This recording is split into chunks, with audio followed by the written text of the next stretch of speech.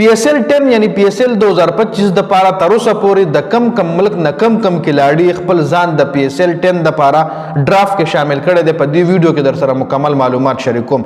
ډیر ټایم نه خرابو. د نیوزیلند چې کم کلاړیانو رجسټریشن ته اپلای کړي دی کې ټیم ساوثي دی، کولن منرو دی، مارټن ګپټل دی او ډیریل میچل دی.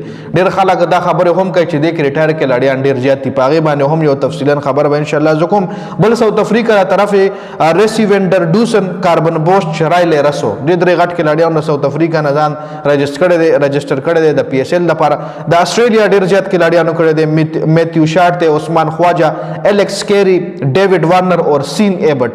د انګلند هم زیاتو کلاړیانو ځان رجسټر کړی چې انګلند نه طرف الیکس هیلس، لیک ووډ، ټام کوهلر، کیډمور، ټام کورن، ډیوډ ویله، ډیوډ مالان او جیسن روی. بل ویسټ انډیز د طرف ګوډاګ شموټي فلحال د دونو راغله دی. د بنگلاديش شاکب الحسن او مستفیض الرحمن دی.